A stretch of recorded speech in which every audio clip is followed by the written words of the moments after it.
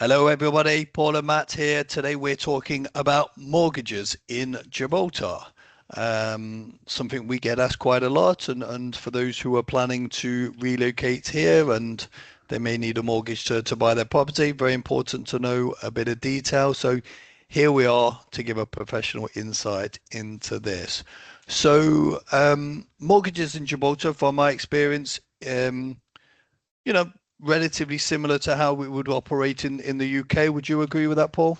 I agree entirely. I think um, it's the same principles, banking principles that apply. They look at, yes, loan to value, but more importantly, they look at affordability and the ability to service debt based on your income and your ongoing expenses. So it's traditional banking. I don't think there's any difference whatsoever in that regard.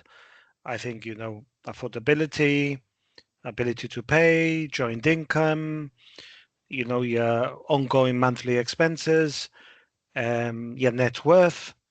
They're always, banks. I mean, we are both ex-bankers, Matt. So you look at downside risk and avoiding, foreclosure or having to repossess a property. Gibraltar is a thriving market that hardly happens because prices generally either flat or increase in value. Occasionally they dip a bit.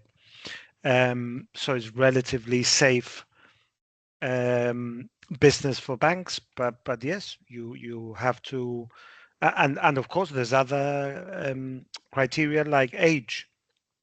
They won't give you a mortgage if you are, yeah, if you've entered the last phase of life, to put it nicely.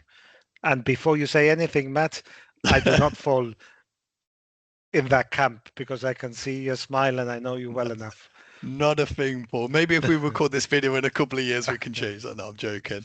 But no, yeah, I mean, I think one thing that's important to know is people ask about the interest rates, and the mortgage rates here are based on the UK base rates as well, aren't they? Like the UK. So, Correct. from my experience, when I've done a comparison, I think for me, the mortgage rates in Gibraltar are slightly higher than you'd find in the UK. I also tend to find the banks offer slightly lower interest rates on savings in the UK. And I think that's just really a kind of supply and demand thing, isn't it? There's less providers in Gibraltar, it's less competitive, and therefore they can make a little bit more on that. Would that be fair? I think it's fair, and you raised the point, an interesting one, that Gibraltar follows UK monetary policy, so it's based on the UK base rate. I've always wondered, in terms of an economy, whether Gibraltar should be able to set its own rates higher or lower, and I guess that this has been looked at in fine detail, and the conclusion is alignment with the UK base rate is a major advantage. I do not know because our circumstances, our economy, whilst there is a strong alignment to the UK because of the um, because it's one of our key markets. I've just had that at the back of my mind whether Gibraltar should at some point decouple and whether would be an advantage. There probably would be if the UK market were to um, uh, overheat and they had to raise rates very aggressively, and the Gibraltar market was in a slump and they would benefit from lower rates. That is a specific situation where, economically speaking, at least, Gibraltar should decouple, but that has never happened. I don't know what the reason is for that, but yes, it's an anomaly in that our base rate is the UK base rate. So for a Brit relocating abroad, I guess that the advantage is that it gives them the peace of mind that that interest rates will be governed by UK base rate and not by a small territory that could put rates up to 20 overnight because they go bankrupt, right? That's how I Yeah. would look at it. If I Yeah. wanted to de-risk my relocation, I would think, oh, what are the chances that this jurisdiction, um, that the economy tanks and then they have to do something really stupid to, or not stupid, but something extreme to balance the books, or you know that they have to attract inward investment and they put rates up, or well, not inward investment, they want to attract savings. God knows. But it's a good point, Matt, that you Yeah, raised that, because it's unusual, but it's beneficial for yeah. UK national moving abroad. I think it's a good, the mortgage is just in general how it operates here. I think it's a good example of that kind of familiarity with the UK that makes that transition so easy from the UK. You know, the regulatory environment, the kind of legal environment, even the fact that we use the same currency as the UK. I think for somebody kind of, and obviously the language as well, someone transitioning from the UK, you're moving to a different country, which is there's a lot going on, there's a lot of changes, and you have to focus on a lot of changes. You know, having the same language, a legal environment, or a banking environment just makes it that little bit easier, doesn't it? I think that we're talking about um, minor differences, but I think if you look at a mortgage facility letter, I think it follows UK best practice. I think that's what it is basically, Yeah. and so I don't think the differences are going to be major. There might be minor local differences, but it would not be too different from someone seeking a mortgage in the UK. And you're right, that gives you the peace and comfort, peace of mind, and the comfort that you've got familiarity. Yeah.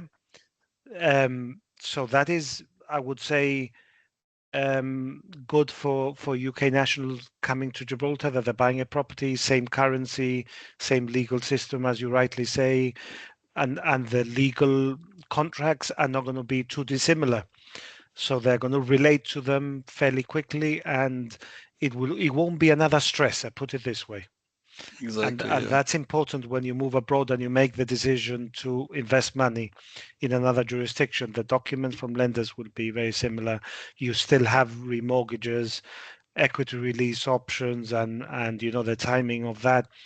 But what's important, Matt, at least, is to avoid overpaying and choosing the wrong structure, because the structure depends on your financial position and the reason why you're acquiring the property. And this is where we can add value to the process. And also in terms of choosing who your lender is, because looking at the wider market, the best option, and we gain nothing from saying this, but it's Gibraltar International Bank, because it's a Gibraltar owned licensed entity, and they're keen to support the property market in Gibraltar. So what I've found personally is that if you meet all the eligibility criteria and you tick all the boxes, you can get a facility letter turned around fairly quickly. Mm. I would say, compared to some of the commercial banks, it is incredibly good in the way they turn it around and give you that comfort that they are prepared to extend mortgage finance. So, Yeah. um, but yes, they should. You can't look at mortgage finance in isolation. You have to Yeah. consider the bigger picture. No, of course, and you mentioned the advice, and one thing that people may consider as well is that do they have UK property? Maybe they want to borrow against a UK property and use that. So there's options. It's not a quick decision. It's maybe not as painful as people may think moving to another country, but as always, take the advice and do things properly. So I think it's a positive video. There's no scares with mortgages here in Gibraltar. Um, so if that is part of your journey to becoming a resident here in Gibraltar, you might want to, no, you will want to watch our next video where we talk about property in Gibraltar. And as always, subscribe to our YouTube. There's plenty more content coming. We will be back with another video very soon. Thank you. Thank you.